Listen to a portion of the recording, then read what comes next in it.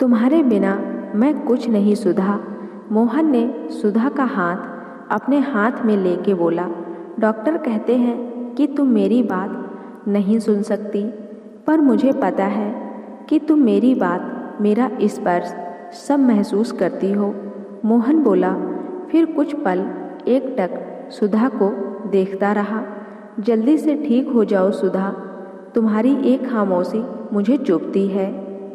मुझे तो वो चुलबुली, चहकती, दिन भर पटर पटर बोलने वाली सुधा चाहिए।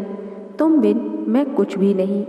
इस अनाथ को तुमने अपने प्यार से एक परिवार का सुख दिया, जिसके लिए मैं बचपन से तरसता रहा।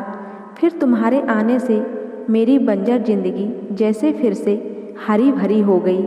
अरे ऐसे क्या देख रही हो, मैं सच कह रहा हूँ सुधा।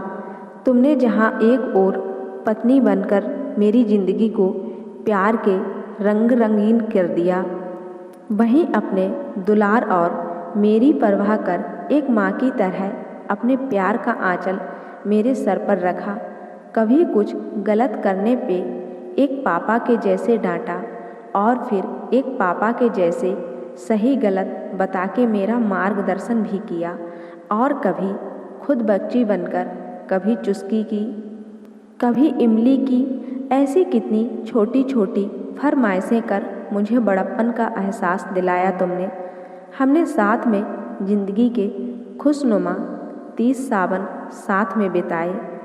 आज जब तुम मुझसे दूर हो तो पहली बार एहसास हो रहा है कि तुम मेरी ज़िंदगी की ज़रूरत नहीं, बल्कि मेरी ज़िंदगी ही हो सुधा।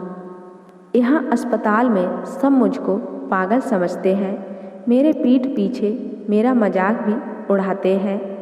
कहते हैं कितना बेवकूफ़ है, कोमा में कोई सुनता है भला। पर मुझे इन पे गुस्सा नहीं आता। जब तुम मुझसे रूठती थी तो कहती थी, ए बादल तो या तो शांत रहता है या गुस्सा की बारिश करता। प्यार भरी बारिश तो करना जैसे आता ही नहीं। तुमको पता है मैं अब गुस्सा भी नहीं होता किसी पर। गुस्सा तो अपनों पे किया जाता है ना। ये कह के मोहन का गला भर आया। मेरी ज़िंदगी की हरियाली तुम हो, तुम बिन मैं कुछ भी नहीं। प्लीज़ मेरे दिल की पुकार सुन लो। मुझे एक बार फिर से अनाथ मत करो। एक बार फिर मेरी बंजर ज़िंदगी को अपने प्यार की हरियाली से हरा कर दो। सुधा का हाथ अपने हाथ में लेके आज मोहन जैसे बादलों की बारिश की तरह आंसुओं से बरस पड़ा। बादल के आंसुओं से सुधा का हाथ भीग गया। उसके हाथ में थोड़ी हलचल हुई, जैसे मानो मोहन के आंसू बादल रूपी वर्षा से सूखी धरा का रोम रोम खिल हो गया हो।